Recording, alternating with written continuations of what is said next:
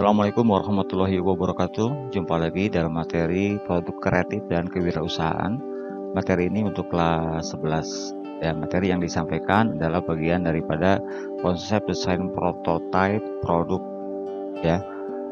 Dalam materi membuat kemasan produk. Nah, kali ini materi yang akan diberikan adalah membuat label di kemasan. Menurut Peraturan Pemerintah Republik Indonesia Nomor 68 Tahun 1999 tentang label dan iklan pangan, dikatakan bahwa label pangan adalah setiap keterangan mengenai pangan yang berbentuk gambar, tulisan, kombinasi keduanya atau berbentuk lain yang disertakan pada pangan, dimasukkan ke dalam, ditempelkan pada atau merupakan bagian kemasan pangan. Nah, sedangkan menurut Marinus Anggifora, label merupakan suatu bagian dari sebuah produk yang membawa informasi verbal tentang produk atau penjualnya. Nah, artinya di sini disebabkan karena produk telah memiliki identitas informasi mengenai produk-produk tersebut. Kemudian materi berikutnya adalah apa itu fungsi label. Nah, dikatakan bahwa label merupakan bagian dari suatu produk yang menyampaikan informasi mengenai produk dan penjual. Sebuah label biasanya merupakan bagian kemasan atau bisa pula merupakan etiket atau tanda pengenal yang dicantumkan pada sebuah produk. Nah, adapun fungsi-fungsi dari label sebuah produk antara lain, satu, label itu mengidentifikasi produk atau merek. Oke, yang kedua, label menentukan kelas suatu produk. Kemudian yang ketiga, label juga menggambarkan beberapa hal mengenai produk. Siapa yang membuatnya, di mana dibuat, kapan produk itu dibuat, dan apa isi produk tersebut, serta bagaimana cara penggunaannya. Kemudian yang keempat, label juga berfungsi untuk mempromosikan produk lewat aneka gambar yang menarik. Berikutnya adalah tipe-tipe label.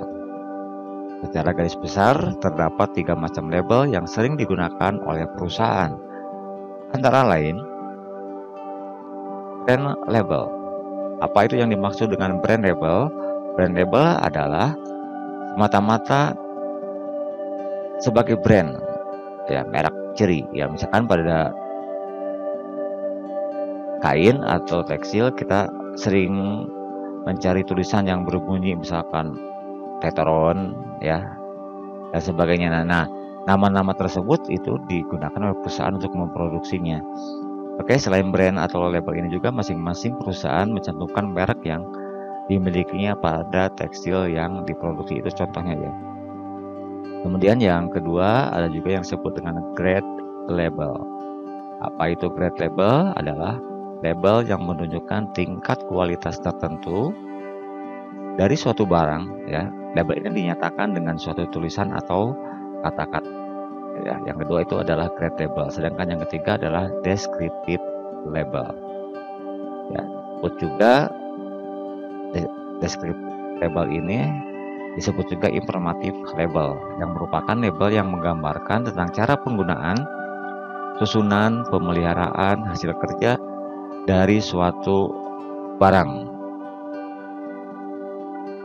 Nah, selanjutnya adalah keuntungan-keuntungan apabila suatu produk menggunakan label. Nah, bagaimana cara label yang efektif? Nah, label seperti kita ketahui adalah tampilan sederhana pada produk atau gambar yang dirancang dengan rumit, yang merupakan suatu kesatuan dengan kemasan. Label ini biasanya hanya mencantumkan suatu merek atau informasi-informasi produk. Ada beberapa keuntungan penggunaan label yang efektif. Di antaranya adalah dengan penggunaan label itu bisa meningkatkan penjualan.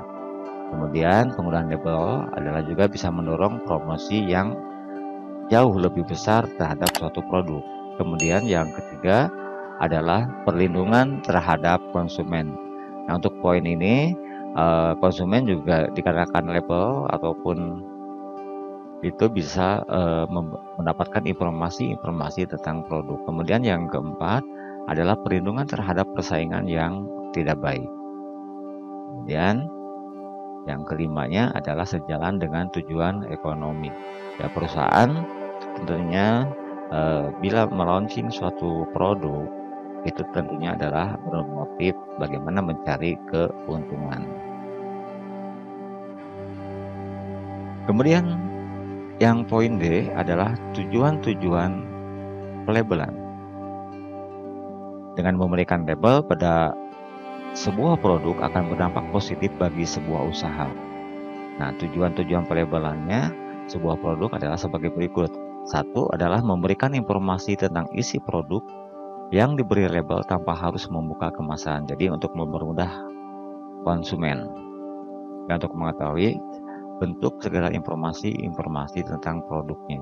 Kemudian yang kedua juga berfungsi sebagai sarana komunikasi produsen kepada konsumen tentang hal-hal yang perlu diketahui tentang produk tersebut, terutama hal-hal yang tidak kasat mata atau tak diketahui secara unik. Nah, tujuan pelabelan yang ketiga adalah memberi petunjuk yang tepat pada konsumen hingga diperoleh fungsi produk yang optimum. Ada kejelasan ketika konsumen ingin mengetahui produk-produk yang akan dibeli. Kemudian tujuan pelabel yang keempat adalah memberikan rasa aman bagi konsumen, karena di dalam label itu sudah berisi informasi-informasi yang diperlukan bagi konsumen.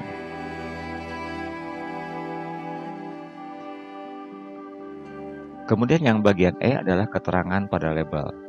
Yang mengingat label adalah alat penyampaian informasi.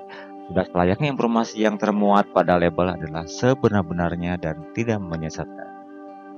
Ya, label juga berfungsi sebagai iklan dan juga sebagai pengingat.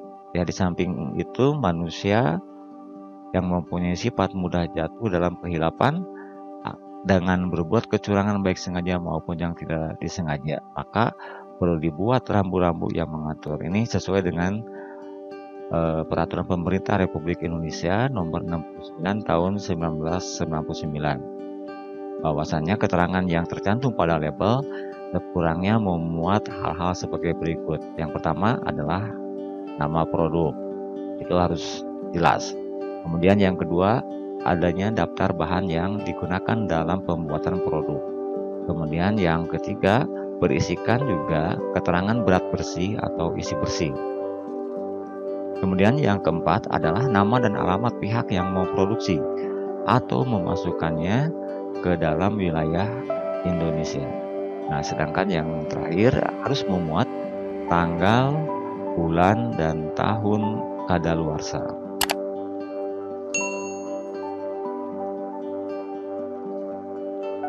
Kemudian tahapan-tahapan perancangan label. Ya, dalam membuat sebuah label dalam kemasan yang juga melalui proses yang panjang, perlu diperhatikan bahwa faktor teknis maupun non-teknisnya, ya, sehingga label tersebut dapat diterima oleh masyarakat dan dapat menaikkan citra produk dari perusahaan tersebut. Nah, adapun tahap-tahap dalam membuat label dalam kemasan, yaitu 1. Tahap pradesain.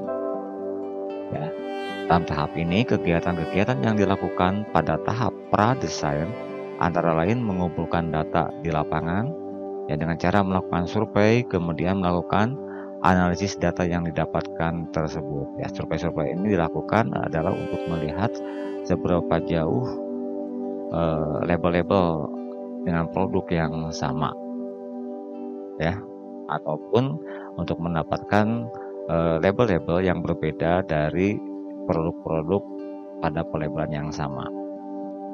Nah, kemudian yang kedua adalah tahap desain label dan kemasan. Kegiatan-kegiatan pada tahap desain label dan kemasan itu antara lain: A. Membuat konsep yang kreatif. B. Membuat draft, antara lain logo brand name, tipografi, warna, dan gaya desain. Yang C, pemilihan dan pengembangan antara lain konstruksi kemasan, logo dan names, desain layout, desain komprehensif, serta implementasi desain ke label dan kemasan. Dan yang poin D juga, hasil desain dicetak menjadi label dan kemasan, selanjutnya produknya dikemas. Oke, tahap desain, label, dan kemasan. Ini adalah merupakan tahapan-tahapan yang harus dilakukan dalam pembuatan desain, label, dan kemasan. Kemudian yang ketiga adalah tahap pasca perancangan. Nah, adapun pada tahap pasca perancangan adalah kegiatan-kegiatan yang dilakukan pada tahap pasca perancangan antara lain adalah mengatur strategi pemasaran dan distribusi produk. Jadi apabila label dan kemasannya sudah selesai, berarti perusahaan harus menetapkan strategi pemasaran dan distribusi produknya.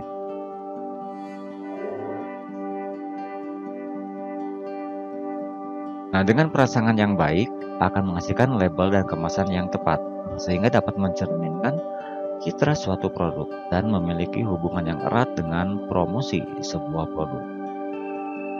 Kemasan akan bermanfaat dalam menunjang promosi penjualan, baik secara direct selling atau penjualan melalui online. Hal ini dapat meningkatkan nilai jual sebuah produk karena terlihat akan menjadi lebih eksklusif. Anak-anakku, perlu diketahui bahwa konsumen akan terbangun kepercayaannya terhadap produk dan dapat meningkatkan loyalitas terhadap produk yang dipasarkan tersebut. Anak-anakku sekalian, itulah materi mengenai bagaimana cara membuat label dan kemasan. Untuk selanjutnya, diucapkan terima kasih. Sampai jumpa pada materi-materi berikutnya. Assalamualaikum warahmatullahi wabarakatuh.